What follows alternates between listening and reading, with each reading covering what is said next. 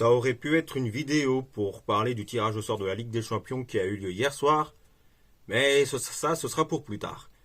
Aujourd'hui, on continue de parler des présentations des groupes pour la Coupe du Monde 2022 qui aura lieu au Qatar.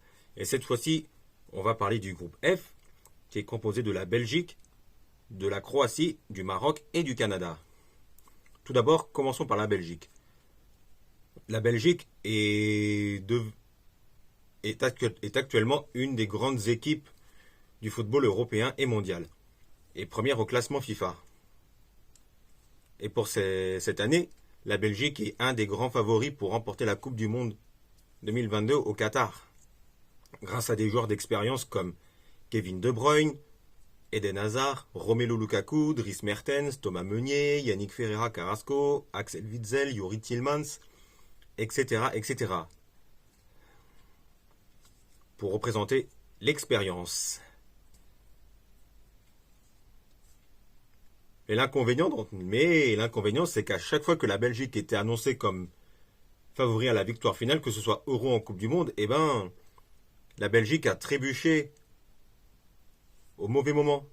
La Belgique avait trébuché en quart de finale de l'Euro 2016 en France face au Pays de Galles sur le score de 3-1, alors qu'elle était annoncée comme un des favoris. Et ensuite, il y a eu la Coupe du Monde 2018, il y a 4 ans en Russie, où la Belgique a fait un très bon parcours, en terminant 3e, ce qui est la meilleure performance de l'équipe de Belgique à l'heure actuelle.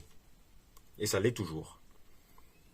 Et ensuite, il y a quand même la déception à l'Euro 2021 l'année dernière, où la Belgique était là aussi annoncée comme favori à la victoire finale de l'Euro 2021, mais qui là aussi a trébuché en quart de finale face à l'Italie, futur vainqueur. Mais après, il faut dire que l'Italie, c'était aussi un des favoris à la victoire finale de l'Euro 2021, grâce à sa grosse série de matchs sans défaite.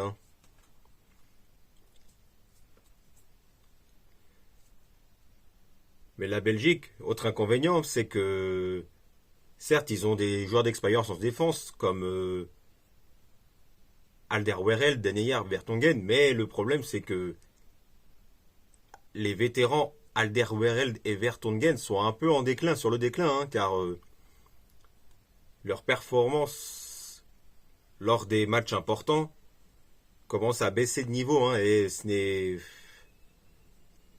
forcément, ça se fait ressentir sur l'ensemble de la saison. Et la preuve, Alderweireld ne jouait plus beaucoup à Tottenham, et depuis, il a signé au Qatar, justement. Donc Alderweireld sera plus ou moins à domicile, entre guillemets. Car Alderweireld joue dans le championnat du Qatar. Et j'ai oublié le nom du club. Et ensuite, il y a Vertonghen qui a beaucoup apporté, que ce soit à Tottenham ou avec la Belgique.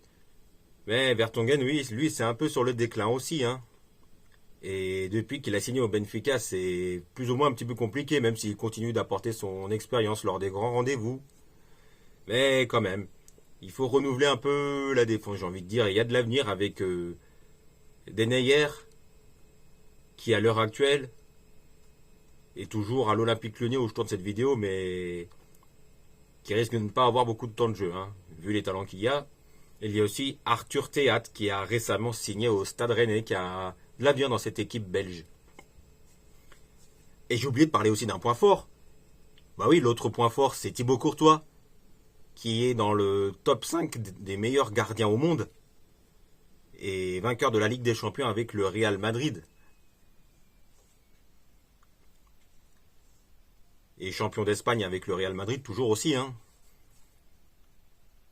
Donc la Belgique pourra compter sur un Thibaut Courtois des grands soirs lors de la Coupe du Monde. Ensuite, il y a la Croatie, qui est revenue au premier plan de ces dernières années. La Croatie a été 8e de finaliste de l'Euro en France en 2016, qui s'est fait sortir de très peu par le Portugal en prolongation.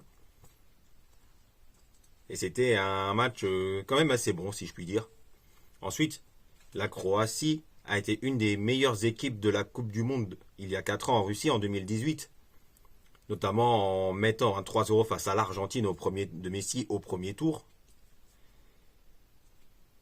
Et, et c'était un très bon parcours des Croates aussi, hein, qui ont joué leur première finale de Coupe du Monde il y a 4 ans, ce qui est une très bonne performance. Et ce très bon parcours en Coupe du Monde il y a 4 ans, des Croates, c'est grâce à des joueurs d'expérience comme Luka Modric, Ivan Rakitic, Ivan Perisic, Ante Rebic, Kovacic, Mateo Kovacic, Marcelo Brozovic, Daniel Subasic, Domagoj Vida, Dejan Lovren, etc., etc. Et la Croatie, hein, depuis il y a eu une période après, depuis la Croatie, il y a eu une petite période creuse plus ou moins où c'était un petit peu compliqué, mais depuis, hein, la Croatie est toujours et la Croatie est bien revenue depuis, hein. Donc la Croatie est en grande forme et ce sera un des outsiders de la Coupe du Monde dans 3 mois. Ensuite, il y a le Maroc qui est qualifié pour la Coupe du Monde pour la seconde fois consécutive. Le Maroc, depuis 4-5 ans, est redevenu une des meilleures équipes africaines avec l'Algérie, le Nigeria, le Sénégal, le Cameroun, la Côte d'Ivoire, etc., etc. En fait, le Maroc s'est qualifié pour la Coupe du Monde 2022 au Qatar et ça, c'est grâce à Vahid Halilodzic, coach Vahid qui est toujours dans les bons coups à chaque qualification d'une sélection nationale pour la Coupe du Monde.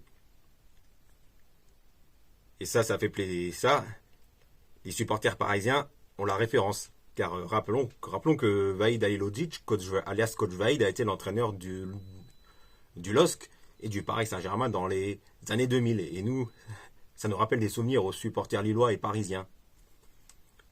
Mais Halilodzic a quand même fait de bonnes choses, hein, car Halilodzic a permis à l'Algérie de se qualifier pour la Coupe du Monde en 2014, hein, où l'Algérie avait fait un bon parcours en Coupe du Monde au Brésil en 2014, hein,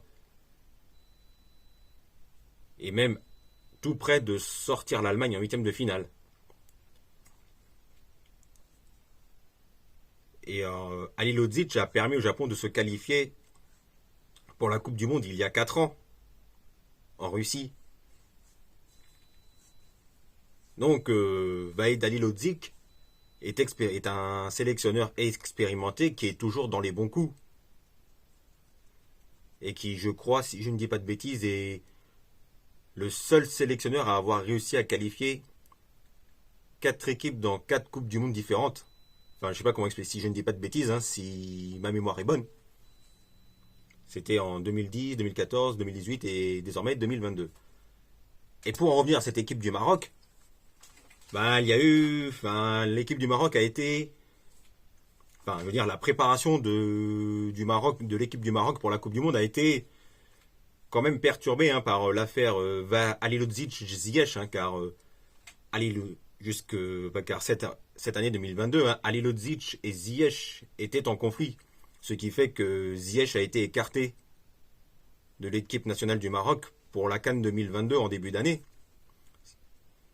Et aussi lors des barrages de qualification pour la Coupe du Monde en mars dernier.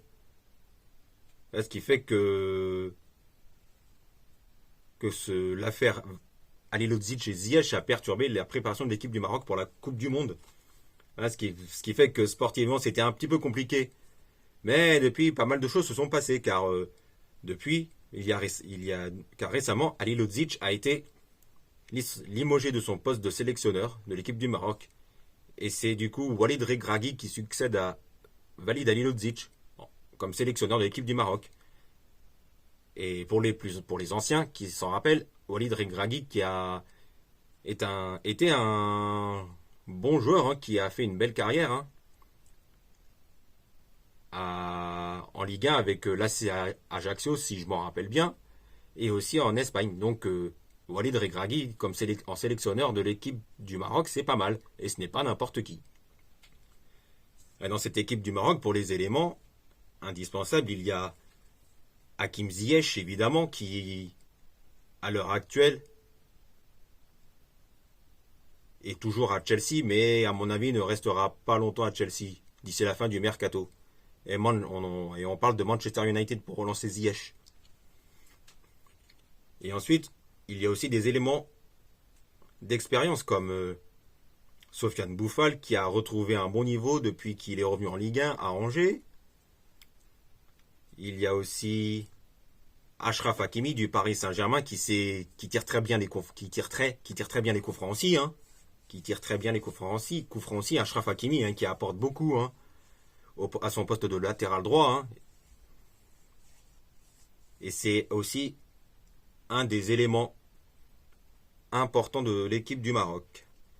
Et on peut aussi penser à Youssef En-Nesyri, vainqueur de la Ligue Europa en 2020 avec le FC Séville, tout comme Mounir El Haddadi.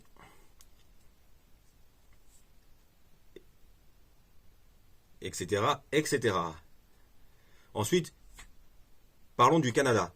Le Canada est une équipe qui a de l'avenir devant, qui a de l'avenir quand même, hein, et qui retrouve la Coupe du Monde après de nombreuses années d'absence, hein.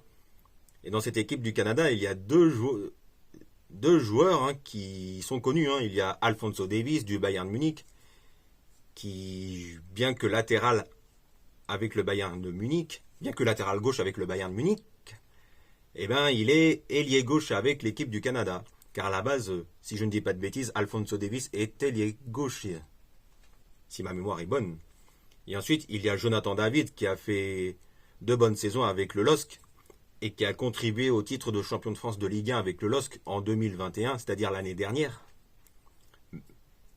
Et depuis, pour Jonathan David, c'est un petit peu compliqué, hein, quand même, hein, mais ça reste un bon attaquant. Jonathan David reste un très bon attaquant. Mais il n'y a pas que Davis et David, hein, il y a aussi Atiba Hutchinson, hein, qui est expérimenté, hein, qui a 39 ans, il joue encore, hein, si ma mémoire est bonne, hein. Atiba Hutchinson a longtemps joué au PSV Eindhoven où il a eu une belle carrière, une très belle carrière même, hein, et aussi au Beşiktaş où il joue toujours, hein, où il a eu une très belle carrière là aussi, hein, même s'il ne joue plus beaucoup, hein, car il est quand même en fin de carrière, il a quand même 39 ans, hein, Atiba Hutchinson. Bon ben voilà, ce fut un plaisir d'avoir fait cette vidéo. On se retrouve pour la suite des compositions de groupe pour la Coupe du Monde 2022. Passez un bon week-end à tous, et puis c'est tout. Allez, salut!